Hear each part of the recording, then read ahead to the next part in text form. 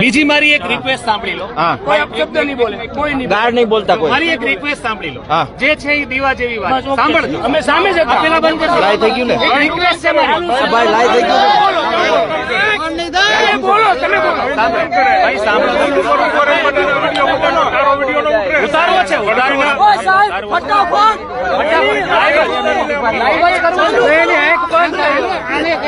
Live 108 બોલાવી છે, live કરવું, લીડરશીપ કરો પ્લીઝ. એક વાત, 1 મિનિટની એક વાત, 1 મિનિટની એક વાત, 1 મિનિટની એક વાત ભાઈ પ્લીઝ. સમજો, 7 એપ્રિલે આ 4 રસ્તા ઉપર એક અકસ્માત થયો. 7 એપ્રિલે યુવાનો મરી ગયા. મેં 7 એપ્રિલે એક વિડીયો બનાવ્યો છે, એ ફેસબુક માં પડ્યો છે. 7 એપ્રિલે અત્યારની ઘટના, મારે જૂની ઘટનાની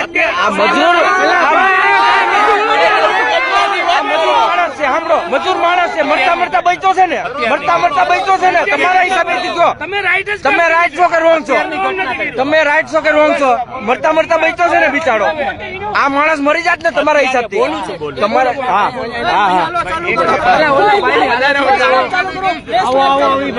રિંગ રોડ ઉપર ફેસ લાઈટ તો કરો,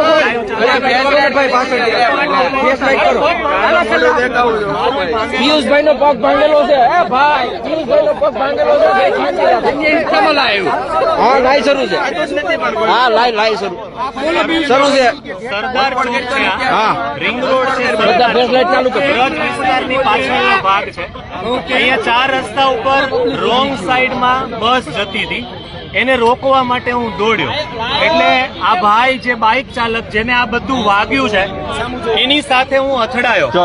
અને મારા દોડવાના કારણે, કારણ જે હોય, ભલે રોંગ સાઈડમાં બસ જતી હતી અટકાવવા દોડ્યો છું, પણ મારા કારણે આ વ્યક્તિનો અકસ્માત થયો છે. મરતા બચ્યો છે, મરતા બચ્યો છે. એની રોજી રોટી હું આપીશ. મરતા બચ્યો છે એમ કયો. ભાઈ ભયંકર અકસ્માત થી બચ્યા છે. એનો ગાડીનો ખર્ચો, એનો દવાખાનાનો અને એનો પર ડે જે પગાર હોય, એ એમ કે હું 9 દિવસ ઘરે બેસું તો 9 દિવસ, એ એમ કે હું 15 દિવસ તો 15 દિવસ. અને આમાંથી કોઈ 5 જણાને એ મધ્યસ્થીમાં રાખે તો મને વાંધો નથી.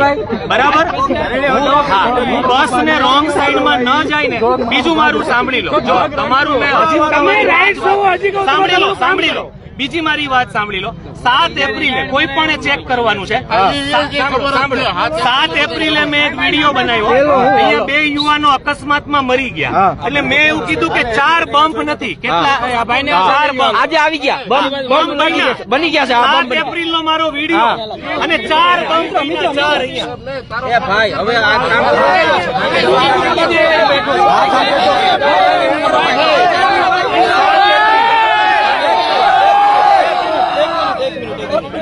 શેર કરી દો.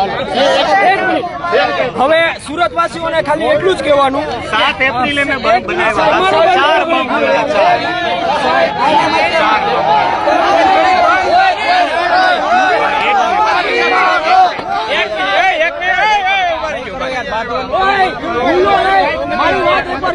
મારો પગ ભાંગેલો છે ભાઈ, તમે સુરતવાસીઓને ખાલી એટલું કહેવાનું, આજે રોડ સાઈડમાં બસ જતા પિયુષભાઈએ એક જણાનો ભોગ લીધો છે. આ કેટલી હદે સાચું છે? રોંગમાં જતા વ્યક્તિઓને અટકાવવા, સાથે બીજા લોકોને અકસ્માત કરાવવા, એ કેટલી હદે સાચું છે? આન્સર તમારો જોઈએ છે. અને પિયુષ ધાનાણીને જોઈએ છે. જે લોકો કહે છે કે આ ભયંકર અકસ્માત થાય છે, હવે એના લીધે એક ભયંકર અકસ્માત થયો છે અને એ વ્યક્તિ મરતા બચ્યો છે. જીવલેણ અકસ્માત પિયુષભાઈ ધાનાણીએ કર્યો છે. આટલો હોચો છે, લાઈવ થઈ ગયું હોય તો ફોન આપી દો પ્લીઝ. લાઈવ થઈ ગયું, હજી કઈ બોલવાનું હોય શેર ભાઈ ક્યાંથી? હું શેર કરી દઉં તમને. હું શેર કરી દઉં.